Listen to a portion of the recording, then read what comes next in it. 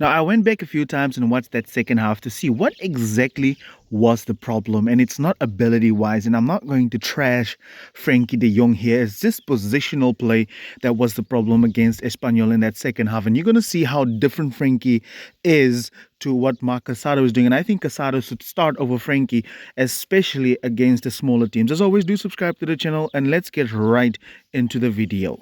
Now, before we do some surgery on Frenkie de Jong, I don't think he's to blame here completely for that. I also think that the Espanyol manager realized that he cannot press with one player up top. So they become more and more like adventurous as they start pressing a lot higher with a man-to-man press, especially like in the final third. This made ball progression very hard for Barcelona to be able to get the ball up pitch. In the press here, we see it's more a man-orientated press as Inigo gets blocked down. All the nearby options was, like I said, was marked. So they were very, very brave in this situation. Espanyol reverted to a 4-4-2 pressing setup, and in the mid phase, throughout the play, they just had their strikers sitting on Barcelona's double pivot, Casado and Pedri, and we all know that Rafinha is inverting, so they actually had 4-on-4 within the midfield, right? And the ball often didn't get to Robert Lewandowski, who's always constantly dropping, right? So they had a 4-4-2. And if Barcelona were moving the ball to the fullbacks maybe, then these wingers out wide could easily then press Barcelona's fullbacks as well. And when the ball was on one side, don't forget that they could easily just shift over and this winger could come in here so that they can have an extra man, especially when they faced Lamine Yamal. So there's more to why Barcelona struggled in the second half other than just the substitutions, because I think the substitutions was the things that were focused on. But I also think it's due to the tactics of the manager. Tucking his strikers in was kind of a genius move from the Espanyol manager. It didn't stop Barcelona from progressing centrally, it just slowed it down severely because Casado and Pedri was now being picked up. And also you can see that this allowed the winger to actually go out wide and press. And look at how the other winger tucked in, which allowed Espanyol now to have an extra man in the midfield. And look at them having 4 players centrally to cause Barcelona to have a man-on-man situation, right? So this forced Barcelona to do things that they normally don't do. And you can also see the winger here tucked in. This creates now a 5-player setup within the midfield for Espanyol. So Barcelona's midfield and central progression was stopped. Then the substitution happened. I think the worst player you can bring on in a situation like this where you're being slowed down is Frenkie de Jong. And I will tell you in a second why. So just forget about Fermin in this situation, right? He's not at fault at all. Now, a lot of you guys are very in your feelings when I criticize your favorite player, right? But I want you guys to think rationally here. Forget that Frenkie is your favorite player or you want him to play or you want him to start. Let's look at the problems here. Now, remember how I said that the front two were sitting on the double pivot, right? They had a numerical advantage. What Frenkie was doing, he was dropping in between the centre backs to get on the ball. Now, why is this a problem? Because these guys are not pressing, so why would you want to create a numerical advantage and drop deep to get on the ball? What Frenkie was doing here, he was taking a player out of the midfield to be an option to get the pass or receive the pass, right? So now they had 4 and we only had 3 players centrally. And the ball would never get to Robert Lewandowski, like I was saying. So dropping deep was not a smart decision by Frenkie de Jong. He was just creating a numerical advantage for Espanyol in this situation. What he should have done was allow Iñaki Peña to come into this area right here, and then Balde and this guy can go up higher, which in turn is going to have to get Kubarsi up the pitch, and that's going to draw these players out of position, and then you receive the ball. So that wasn't very smart from Frenkie. However, whether or not he got that instruction from Hansi Flick is a different situation, because I don't think you should drop deep unless your centre-backs is under pressure. So why would you want to be an extra option? You are only an option when your centre-backs get pressed, right? So I don't understand why Frenkie was dropping, because those guys aren't even pressing.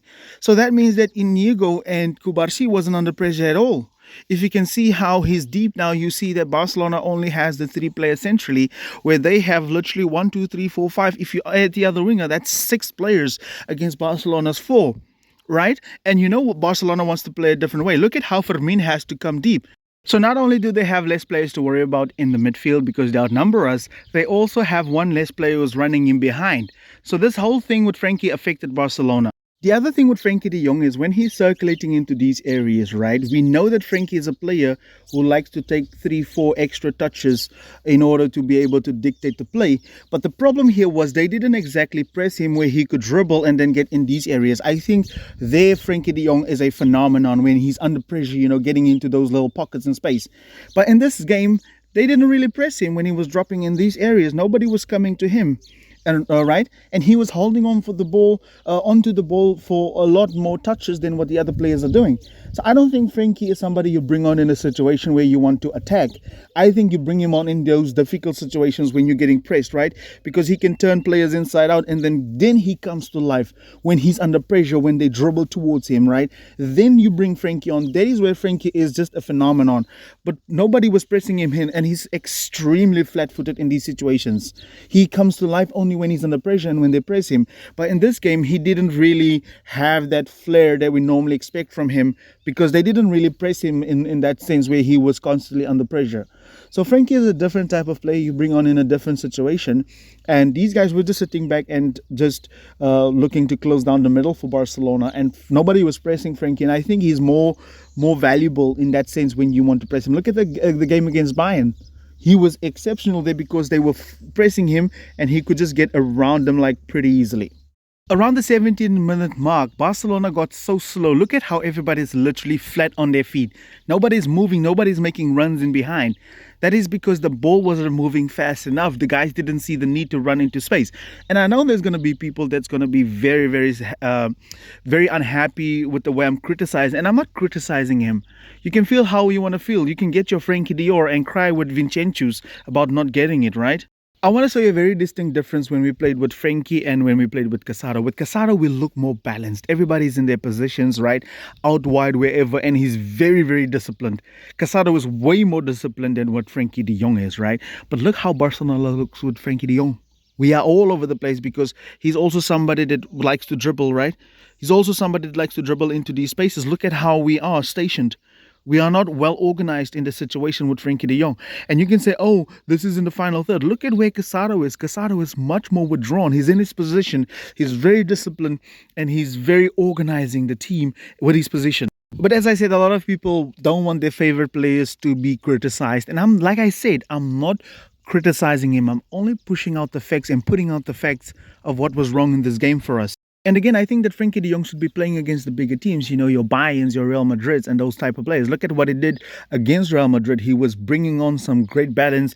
And that is when the team is under pressure. He's a great player for when you are playing under pressure, right? But if you don't like this video of me criticizing Frenkie de Jong, you can get your Frenkie de Jong. And we're going to give that Frenkie de Jong to Rodri anyways because he deserves it, right? As always, guys, please do subscribe to the channel. It's going to help us a lot to get this family to grow bigger. I know you will love this channel. And we're going to talk about Hansi Flick's system and how he's tying everything together in tomorrow's video. We're going to drop a lot of content this week. If you're afraid, get your data ready.